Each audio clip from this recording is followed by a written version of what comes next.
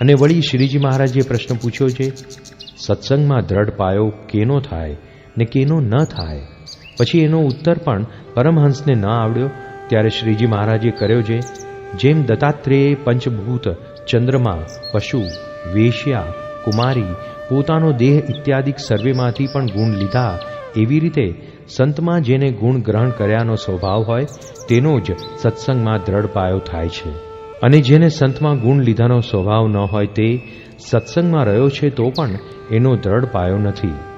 પછી વળી શ્રીજી મહારાજે પ્રશ્ન પૂછ્યો છે, સંત તથા શાસ્ત્ર તથા પોતાનો વિચાર એ ત્રણેય હોય ત્યારે અતિશય ઇન્દ્રિયો અંતઃકરણ જીતાય કે એ બેમાંથી એક વાનું હોય તો પણ જીતાય? અને જો એમ કહેશો જે એ ત્રણેય વાના ભેળા હોય તો જીતાય, ત્યારે સંત પાસેથી કેવી યુક્તિ શીખવી અને શાસ્ત્રમાંથી શી યુક્તિ શીખવી અને પોતાને વિચારે કરીને શી યુક્તિ શીખવી તે કહો. ત્યારે એનો ઉત્તર પણ પરમહંસથી થયો નહીં.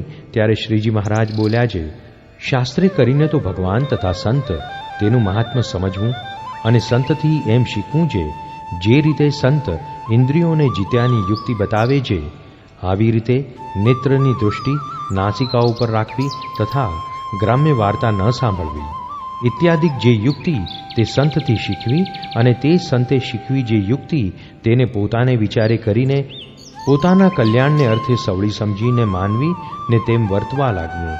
એમ ત્રણેય વાનાએ કરીને ઇન્દ્રિયો અંતઃકરણ જીતાય છે. અને તે પછી વળી શ્રીજી મહારાજે પ્રશ્ન પૂછ્યો છે, ઇન્દ્રિયોને જીતે અંતઃકરણ જીતાય છે કે અંતઃકરણને જીતે ઇન્દ્રિયો જીતાય છે? પછી એ પ્રશ્નનો ઉત્તર પણ પરમહંસને ન આવડ્યો.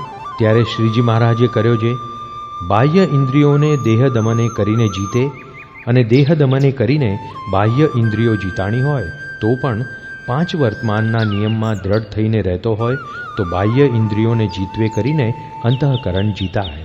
પણ એકલે અંતઃકરણને જીતવે કરીને બાહ્ય ઇન્દ્રિયો જીતાય નહીં. અને બાહ્ય ઇન્દ્રિયોને જીતવે કરીને તો અંતઃકરણ જીતાય છે. કેમ જે જો બાહ્ય ઇન્દ્રિયોને જીતે ને વિષયમાં પ્રવર્તવા દે નહીં ત્યારે અંતઃકરણ માયલી કોરેથી નિરાશ થઈ જાય છે. જે આ દેહ કરીને આ વાત બનવાની નથી.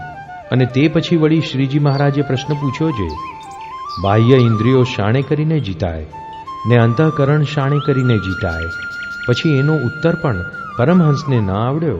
ત્યારે શ્રીજી મહારાજે કર્યો છે, ધર્મશાસ્ત્રમાં કયા છે જે ત્યાગીના નિયમ તેને રાખે તથા આહારને નિયમમાં રાખે તથા તપ્તકૃચ્છ ચાંદ્રાયણાદિક વ્રત કરે તથા જાણી જાણીને તાડ તડકો ભૂખ તરસ તેનું સહન કરે અને ભગવાનના કથા કીર્તન વાર્તા કરે તથા ભજન સ્મરણમાં બેસે તથા આસન જીતે ઇત્યાદિક સાધને કરીને બાહ્ય ઇન્દ્રિયો જીતાય છે.